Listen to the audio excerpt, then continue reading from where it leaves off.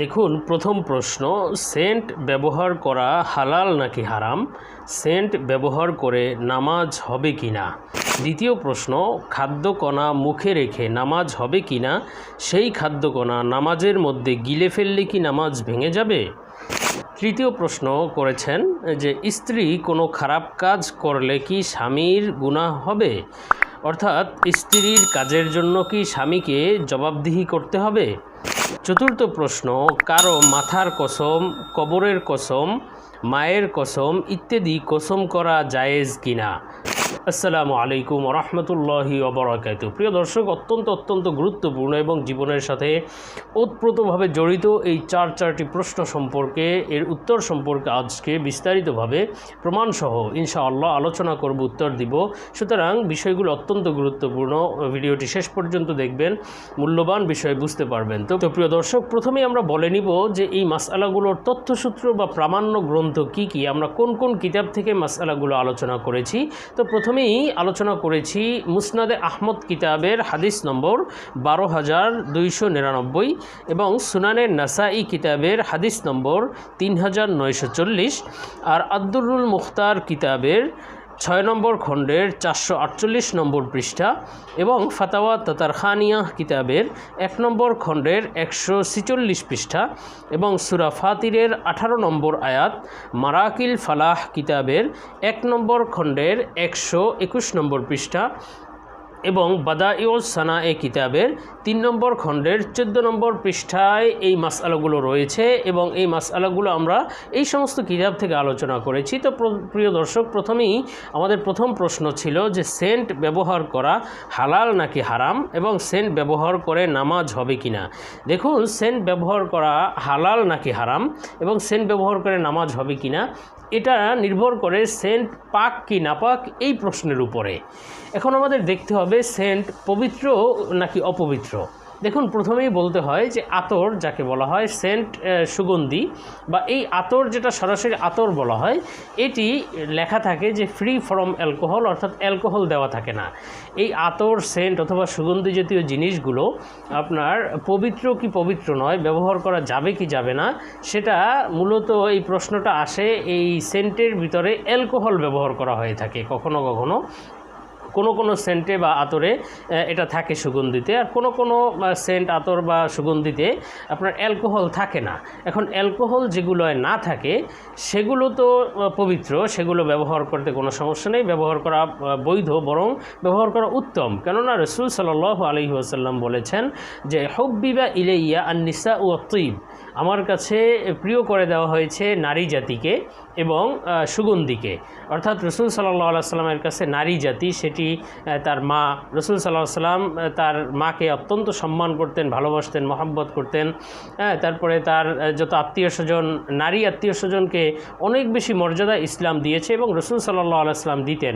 এমনকি স্ত্রীদেরকেও রাসূল সাল্লাল্লাহু আলাইহি ওয়াসাল্লাম অনেক বেশি ভালোবাসতেন এবং তাদের সম্মান মর্যাদার প্রতিও খেয়াল রাখতেন। কখনও তাদেরকে ধমক অথবা কখনও তাদের সাথে খারাপ আচরণ এগুলো করতেন না, কেননা রাসূল সাল্লাল্লাহু আলাইহি ওয়াসাল্লামের কাছে নারী জাতীয় প্রিয় ছিল, সম্মানিতা ছিল এবং তিনি সেন্ট ব্যবহার বা সুগন্ধি ব্যবহার অথবা আতর ব্যবহারকে তিনি পছন্দ করতেন, আতর ব্যবহার করতে তিনি ভালোবাসতেন। তো সেক্ষেত্রে আতর ব্যবহার করা যদি অ্যালকোহল মুক্ত হয় তাহলে তো বৈধ। এখন যদি অ্যালকোহল থাকে, অর্থাৎ সেন্টের মধ্যে যদি অ্যালকোহল থাকে, তাহলে সেটা ব্যবহার করা যাবে কি না। দেখুন, অ্যালকোহল দুই ধরনের। একটি হলো আপনার যদি খেজুর এবং যেটি আপনার আঙুল থেকে বানানো হয় যেই মদ, অ্যালকোহল তথা মদ বা নেশা জাতীয় জিনিস, এটি যদি খেজুর এবং আঙুর থেকে যদি বানানো হয় এই অ্যালকোহল বা মদ, সেটা যদি সেন্টে ব্যবহার করে তাহলে সেটি ব্যবহার করা যায় নেই, হারাম।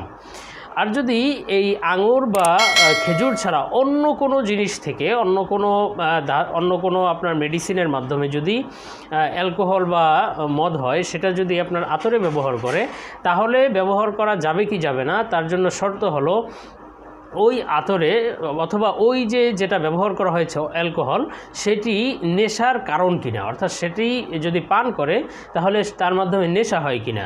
যদি নেশা হয় তাহলে সেটি হারাম, ব্যবহার করাও হারাম, খাওয়াও হারাম। আর যদি সেই অ্যালকোহল খেলে যদি নেশা না আসে এই পরিমাণ যদি হয় অথবা এই ধরনের অ্যালকোহল হয়, সেটি যদি সেন্টের মধ্যে ব্যবহার করে তাহলে তা ব্যবহার করা যাবে। এখন আমরা তো জানি না যে এই অ্যালকোহল সেন্টের মধ্যে সাধারণত থাকে। এখন আমরা তো জানি না যে আসলে কোন ধরনের অ্যালকোহল ব্যবহার করা হয়েছে, তাতে নেশা হবে কি হবে না, এই বিষয়গুলো আমাদের জানা নেই। সেক্ষেত্রে যেহেতু জানা নেই, ব্যবহার করা যাবে তবে ব্যবহার না করা ভালো। কেননা যেই বিষয়ের মধ্যে সন্দেহ আছে সেই বিষয়গুলো ছেড়ে দেওয়া এটিই হলো ইসলামের একটি আদর্শ। কেননা হাদিসের মধ্যে রাসূল সাল্লাল্লাহু আলাইহি ওয়াসাল্লাম বলেছেন যে অবাইনাহুমা মুশতাবিহাত, আল হালালু বাইয়িন ওয়াল হারামু বাইয়িন, অবাইনাহুমা মুশতাবিহাত। আর মুশতাবিহাত তথা এই সন্দেহপূর্ণ জিনিসগুলো ছেড়ে দেওয়াই উত্তম। সুতরাং এই ধরনের সন্দেহপূর্ণ কোনো সেন্ট ব্যবহার না করে উত্তম হলো আতর ব্যবহার করা, যাতে কোনো অ্যালকোহল ব্যবহার করা হয় নাই। তারপরে এই সেন্ট ব্যবহার করে নামাজ হবে কি না, এখন নামাজ হবে কি না সেটি তো আপনার ওই সেন্ট ব্যবহার করা জায়েজ কিনা সেটার উপরে। যদি যেই সেন্ট ব্যবহার করা জায়েজ সেই সেন্ট দিয়ে নামাজ হবে, যেই সেন্ট ব্যবহার করা জায়েজ নেই সেই সেন্ট দিয়ে নামাজ হবে না, এই মাসালা স্পষ্ট। তারপরে দ্বিতীয় প্রশ্ন ছিল আমাদের কাছে যে খাদ্যকণা মুখে রেখে নামাজ হবে কি না, আর সেই খাদ্যকণা নামাজের মধ্যে গিলে ফেললে কি নামাজ ভেঙে যাবে। দেখুন, খাদ্যকণা মুখে রেখে নামাজ হবে কি না, খাদ্যকণা যদি ছোলা বুটের পরিমাণের চেয়ে কম হয়, ছোলা বুট অর্থাৎ একটি চনা বুট যে আছে সেই চনা বুটের পরিমাণের চেয়ে যদি কম হয় খাদ্যকণা, এবং সেটি যদি মুখে থাকা অবস্থায় নামাজে দাঁড়ায়, সেটি যদি পেটে চলে যায় তাহলে তার মাধ্যমে নামাজ ভাঙবে না, নামাজ হয়ে যাবে। যদি খাদ্যকণাটি ওই ছোলা বুটের পরিমাণে হয়, সেটি যদি মুখে রেখে নামাজে দাঁড়ায় এবং নামাজের মধ্যে যদি সেটি পেটে চলে যায় তাহলে নামাজ হবে না। অর্থাৎ ছোলা বুট হলো এটি একটি মানদণ্ড, ছোলা বুটের চেয়ে বেশি হলে বা ছোলা বুট পরিমাণ বা তার চেয়ে বেশি হলে নামাজ হবে না, আর যদি ছোলা বুটের চেয়ে কম হয় তাহলে নামাজ হবে।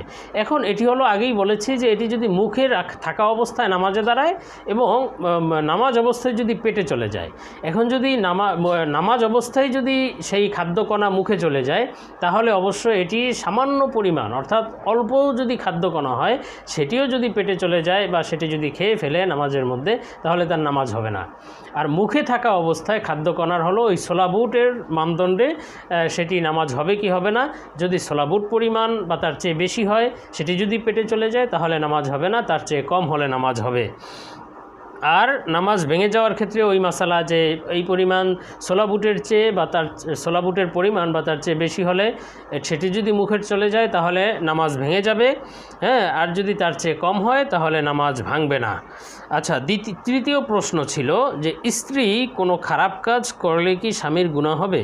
দেখুন, হাদিসের মধ্যে আছে রাসূল সাল্লাল্লাহু আলাইহি ওয়াসাল্লাম বলেছেন যে একজন পুরুষকে জাহান্নামে নেওয়ার জন্য 3 জন মহিলাই যথেষ্ট, অর্থাৎ 3 জন মহিলা একজন পুরুষকে জাহান্নামে নিবে বা নিতে পারে। 1 নম্বরে হলো স্বামীকে স্ত্রী জাহান্নামে নিবে, 2 নম্বরে হলো বড় ছেলেকে মা জাহান্নামে নিবে, 3 নম্বরে হলো আপনার মেয়ে তার বাবাকে জাহান্নামে নিবে।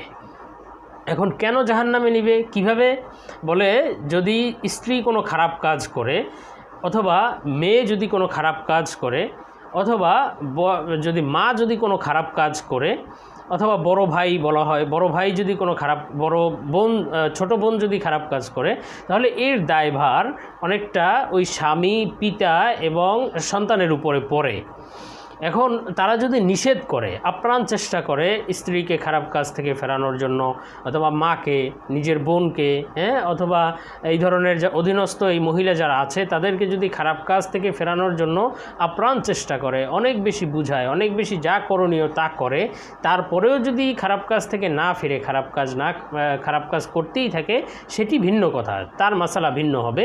কিন্তু যদি বাধা না দেয় অথবা তাকে যদি ফেরানোর চেষ্টা না করে তাহলে এর জন্য অবশ্যই স্ত্রীর খারাপ কাজের জন্য স্বামী গুনাহগার হবে, মায়ের খারাপ কাজের জন্য বড় সন্তান গুনাহগার হবে, মেয়ের খারাপ কাজের জন্য বাবা গুনাহগার হবে যদি তাকে না ফিরানোর চেষ্টা করে বা না ফিরায়। আর যদি ফিরিয়ে রাখার চেষ্টা করে কিন্তু তারপরেও স্ত্রী তার কথা শুনলো না, সেই খারাপ কাজ করলো অথবা স্বামীর অগোচরে খারাপ কাজ করলো, তাহলে এর জন্য স্বামীকে আপনার গুনাহগার হতে হবে না, এর জন্য স্বামীকে শাস্তি দেওয়া হবে না। কেননা আল্লাহ তাআলা বলেছেন আউযু বিল্লাহি মিনাশ শাইতানির রাজিম লা তাজিরু ওয়াজিরাতুন ওয়িজরা উখরা, অর্থাৎ একের শাস্তি অন্যকে আল্লাহ তাআলা দিবেন না, দেওয়া হবে না।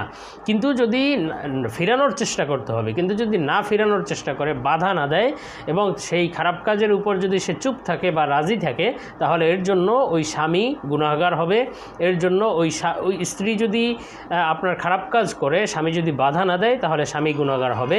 স্বামী স্ত্রীকে যদি বাধা দেওয়ার পরেও স্ত্রী যদি না ফিরে, তাহলে বিভিন্নভাবে তাকে বাধা দেওয়ার চেষ্টা করবে। আর খারাপ কাজটা যদি এমন হয় যার কারণে আপনার সমাজ নষ্ট হয় অথবা পরিবার নষ্ট হয় অথবা পুরো সমাজের বা পরিবারের ক্ষতি হয়, তাহলে ওই স্ত্রীকে না রাখার চেষ্টা করবে, সম্ভব হলে ওই স্ত্রীকে পরিত্যাগ করার চেষ্টা করবে।